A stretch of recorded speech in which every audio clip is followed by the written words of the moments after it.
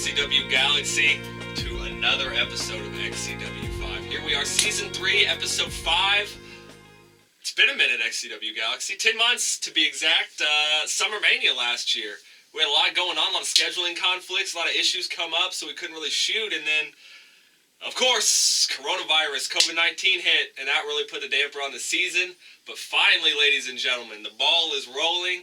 You know, the powers that be have came up with new content. We are ready to come back to you, ladies and gentlemen. And the first of our continuation of Season 3 is Top 5 Managers, ladies and gentlemen. Now, this is an interesting one. There's actually a lot more than you'd think. You know, I know a lot of names come to mind. The Gabe, Emily Moore, Michaela.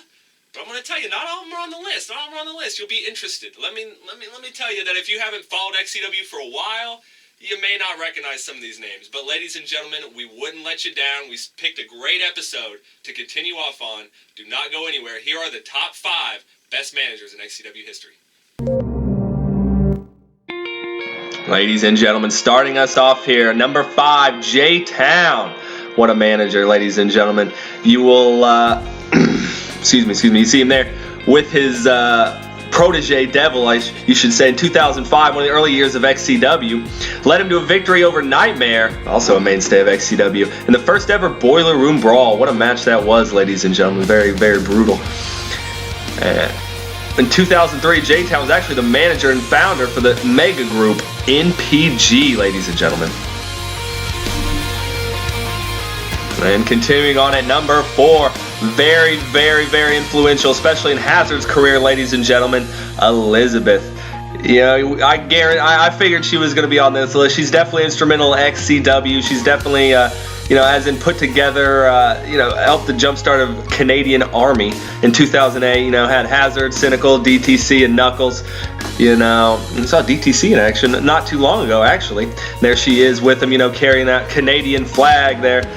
Oh man, she would continue to be by Hazard's side until his hiatus, unfortunately, in 2010, following Summer Mania 6. And unfortunately, that was the end of her run in XCW.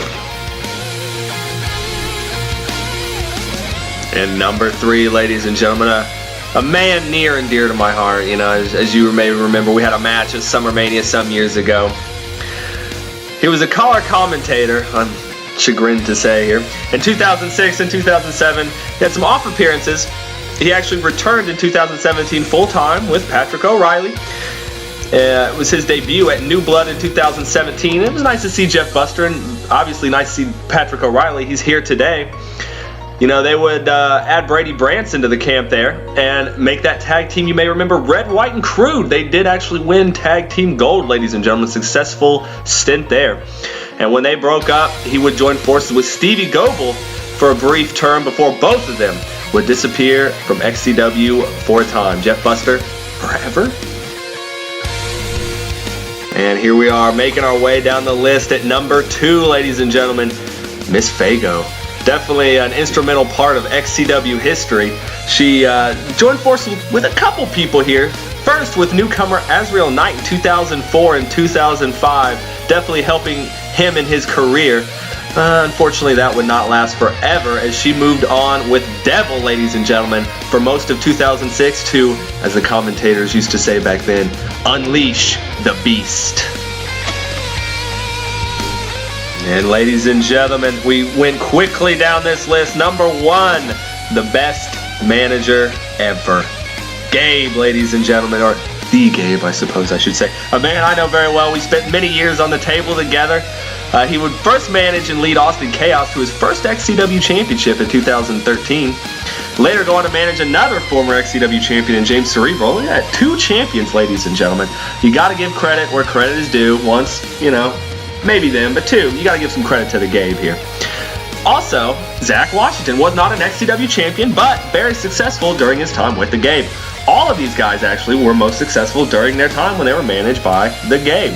Most known for his time as the leader and creator of the resurrection of EBW in 2013 and 2014 with James Cerebral, Ryan Grayson, Chris Jones, Genocide, Zach Washington, Austin Chaos. You remember, ladies and gentlemen, and if you don't, what are you waiting for? It's on YouTube. Get on there. Watch it.